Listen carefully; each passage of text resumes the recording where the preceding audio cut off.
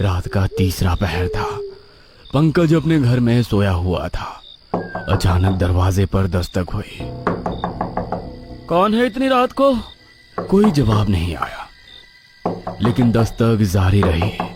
पंकज उठकर दरवाजे की तरफ बढ़ा और जैसे ही उसने दरवाजा खोला, उसके सामने श्यामलाल खड़ा था, लेकिन उसकी आंखें असामान्य रूप से लाल थीं। श्यामलाल, इतनी रात को यहाँ? पंकज, तेरा वक्त पूरा हो गया। ये कहते ही उसने पास रखा लोहे का सरिया उठाया और झटके से पंकज के सिर पे दे मारा। पंकज की दर्द भरी चीख पूरे गांव में गूंज उठी। जब लोग दौड़ते हुए उसके घर पहुंचे, तब तक वो मर चुका था। गांव में फिर से दहशत छा गई।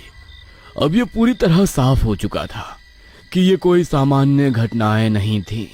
इस गांव के लोगों को क्या हो गया है? मैंने कहा था ना, तब मेरी बात किसी ने नहीं सुनी। पंकज की मौत के बाद गांव में कोई भी बाहर निकलने की हिम्मत नहीं कर रहा था, लेकिन इस डर के बावजूद अगले ही रात एक और हत्या हो गई। प्रीतम अपने घर में आराम से चारपाई पर लेटा था।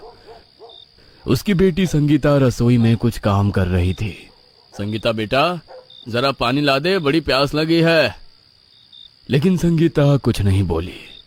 उसने अचानक पास रखी रसोई की चाकू उठाई और सीधे प्रीतम की छाती में भोंक दी। अरे अरे, ये क्या कर रही है संगीता? अब कोई प्यासा नहीं रहेगा बाबा। प्रीतम की आंखें धीरे धीरे ठंडी पड़ गई और संगीता वहीं मुस्कुरा रही थी। जब गांव वालों को यह खबर मिली तो हर कोई कांप गया। अब किसी को कोई संदेह नहीं रहा कि गांव में वाकई छलावा आ चुका था। यह छलावा का ही काम है, पक्का। हे भगवान, ये इस गांव को किसकी नजर लग गई है? अब तक 4 हत्याएं हो चुकी थी। गंगाराम, राम प्रसाद, पंकज और प्रीतम। गांव वाले अब खुले में चलने से भी डरने लगे थे। कौन कब किसका रूप बदल ले और किसे मार डाले, कोई नहीं जानता था। इसी समय गांव में रहने वाले सबसे चतुर आदमी चंदन ने सबको इकट्ठा किया। मैंने कुछ नोटिस किया है। क्या? छलावा कभी एक पैटर्न में नहीं मारता, वो रैंडमली लोगों को मारता है। लेकिन यहाँ एक पैटर्न है। तो क्या मतलब? ध्यान से देखो, जिन जिन लोगों की हत्या हुई है, ये सब एक दूसरे से जुड़े थे।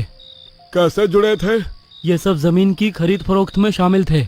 और अगला नंबर मेरे पिता का है, क्योंकि वो इन्हीं के साथ थे। मेरी बारी।